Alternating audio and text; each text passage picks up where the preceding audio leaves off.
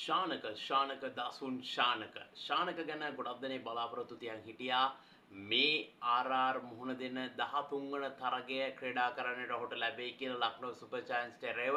ඉතින් ඔහුට ඒ අවස්ථාව ලැබුණා. ලක්නෝ සුපර් ජයන්ට්ස් කණ්ඩායම තමයි ආර් කණ්ඩායමට තීරණාත්මක වෙච්ච මේ තරගයේ ප්‍රථමයෙන් පන්දුවට පහර දුන්නේ. ලකුණු 220ක් පන්දු වාර 20 අවසානයේදී කඩු 5ක් පමණක් දැවි ඔවුන් රැස් කරන්න සමත් වෙනවා. මිචෙල් මාෂ් අවාසනාවන්ත ලෙස නැවතත් ශතකයේ අභියසට ඇවිල්ලා දැවි යනවා. පන්දු 57කදී ලකුණු 96ක් රැස් කරන්න ඔහු සමත් වෙනවා.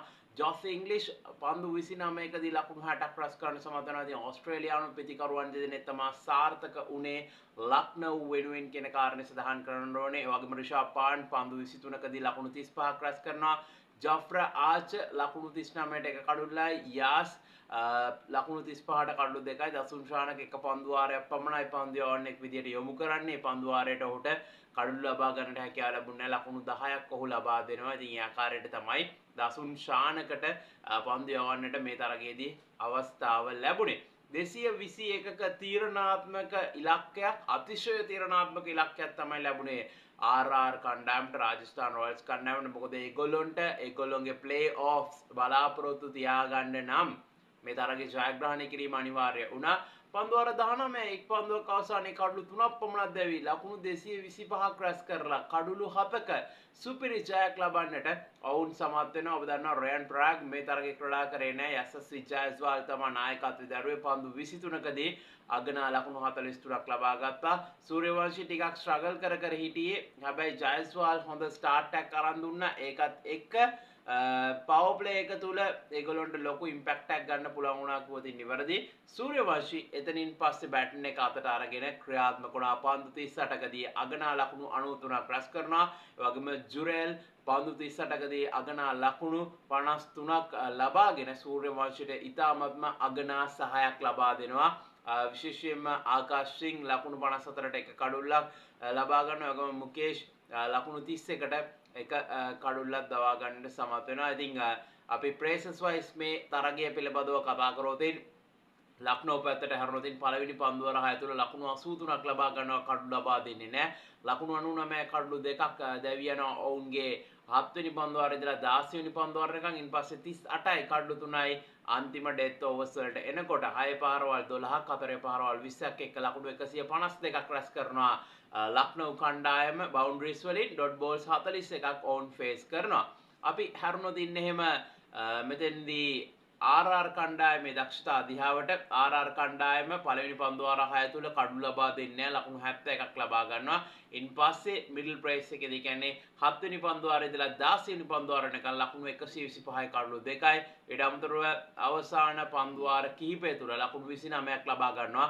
එක කඩුල්ලක් පවණක් දැවි 4 පහරවල් 19ක් 6 පහරවල් 15ක් එක ලකුණු 166ක් බවුන්ඩරිස් වලින් රැස් කරන්න සමත් වෙනවා.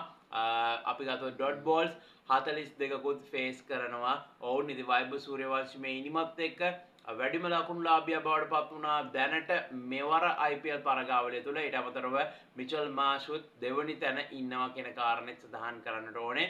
කෙසේ වෙතත් අපි සඳහන් කළ යුතු කාරණයක් තිබෙනවා. දසුන් ශානකට තව පන්දු වාරයක් දෙයක් ලබා දෙන්නට තිබ්බ. මොකද ලකුණු 10යි එක පන්දු වාරයට ලබා දීලා තිබ්බේ. ඉතින් ඒකත් එක්ක ඊට වැඩි ලකුණු ටිකක් අඩු කරගන්නට තිබ්බ. නමුත් කෙසේ වෙතත් ආර් නැත්නම් රාජස්ථාන් රොයල්ස් කණ්ඩායම සාර්ථක වුණා කිව්වොත් නිවැරදි. ඉතින් ඔවුන්ට අවශ්‍ය ජයග්‍රහණය ඔවුන් ලබා ගත්තා. දැන් 4 වෙනි තැනේ ඉන්නේ. තරග 13ක් ක්‍රීඩා කරලා 7ක් දිනලා 6ක් පරාජයට පත් වෙලා පොයින්ට්ස් 14ක් එක 0.083ක net run rate එකක් එක ලක්නෝ කණ්ඩායම අන්තිම තැනේ ඉන්නේ. යාලට තව එක තරගයක් ඉතුරු වෙලා තින්නේ. තරග 13න් 4ක් විතරක් ජයග්‍රහණය කළා පොයින්ට්ස් 8යි. යාලට ගන්න පුළුවන් වුණේ. ඒ තරම්ම සුබවාදී තරගාවලියක් නෙමේ. ඔවුන්ට මේ තරගාවලිය අමතක කරන්නට වෙන අමතක කළ යුතු තරගාවලියක් ඊළඟ වසරේදී සාර්ථකව ආරම්භ කරන්න නම් මේ තරගාවලිය අමතක කරන්න වෙනවා ලක්නෝලට. හැබැයි ආර්ලට රාජස්ථාන් රොයල්ස්ලට තාමත් ඒගොල්ලොන්ගේ බලාපොරොත්තු අතේ තියෙනවා. බලාපොරොත්තු සහගතව ඔවුන්ට ඉන්න පුළුවන් කියන කාරණේ අනිවාර්යයෙන්ම සඳහන් කරන්නට ඕනේ. ඉතින් ඒක තමයි මේ වෙනකොට තත්ත්වයේ තියෙන්නේ. ඉතින් දසුන් ශානකට ප්‍රතිකරණයෙන් අවස්ථාව ලැබුණ නැති වුණාට පන්දු යැවීමෙන් එක පන්දු වාරයක් පමණ යොමු කරන්න අවස්ථාව ලැබුණේ. මම දකින විදිහට ඒක ටිකක් එයාව අන්ඩර්රේට් කරලා තිනවා වගේ එකක් පේනිය යනවා. මොකද පසුගිය තරගයේදී තමම තීරණාත්මක කඩුලක් වෙන රාහුල් කඩුලක් දවාගත්තා. ඉතින් මේ තරගයේදී මම විශ්වාස කරනවා තව පන්දු වාරයක් දෙකක් ලබා දෙන්නට තිබ්බා නම් වෙනස් වෙන්නත් තිබ්බා සමහරක් විට මේක කියන කාරණේ. හැබැයි ඉතින් කෙසේ වෙතත් රාජස්ථානට අවශ්‍ය වෙච්ච ප්‍රතිඵලය ලැබුණා. අපි බලමු ඉස්සරහට ඊගාව තරගයේදී ඉතාමත්ම තීරණාත්මකයි ඔවුන්ට. ඒ තරගයේ අනිවාර්යයෙන්ම ජයග්‍රහණය කළ යුතුයි. ප්ලේ ඔෆ්ස් යන්න නම්. ඉතින් අපි බලමු මොකද වෙන්නේ කියලා. රාජස්ථාන ඊගාව තරගයේ ජයග්‍රහණය කරොත් දැනට අපිට පේන විදිහට අනෙකුත් කිසිදු කණ්ඩායමකට මේ පොයින්ට්ස් ටේබල් එක ගත්තයන් පස්සේ කිසිදු කණ්ඩායමකට පොයින්ට්ස් 16ට යන්නට තාම අවකාශය උදා වෙන්නට ඒ තරම් අවස්ථාවක් නැහැ. මොකද අපි ගත්තොත් එහෙම අනිත් කණ්ඩායම් උදාහරණ වශයෙන් චෙන්නයි සුපර් කිංස් ගත්තොත් ඔවුන්ට එක තරගයක් ඉතුරු වෙලා තිබෙන්නේ. පංජාබ්ලට එක තරගයක්, දිල්ලිලට එක තරගයක්. එතකොට පංජාබ්ලා ඒ තරගේ ජයග්‍රහණය කළත් පොයින්ට්ස් ඔවුන්ට ලැබෙන්නේ දෙකක්. එතකොට 15ක් වෙන්නේ. ඒ වගේම චෙන්නයි සහ දිල්ලි ජයග්‍රහණය කරොත් ඔවුන්ටත් පොයින්ට්ස් 14කට යන්න පුළුවන් වෙන්නේ. කොල්කටාලාට තරග දෙකක් තියෙනවා. ඒගොල්ලෝ සම්පූර්ණයෙන් ඒ දෙකම දින්නොත් එයාලට හම්බෙන්නේ පොයින්ට්ස් 15ක් පමණයි කියන කාර්යය සඳහන් කරනවා. ඉතින් රාජස්ථාන්ට මුම්බායි එක තරගය තියෙන්නේ. මුම්බායි තරගයේ රාජස්ථාන් දින්නොත් අනිවාර්යයෙන්ම ඒගොල්ලෝ ක්වොලිෆයි වෙනවා ප්ලේ ඔෆ්ස් වලට. බලමු මොකද වෙන්නේ කියලා.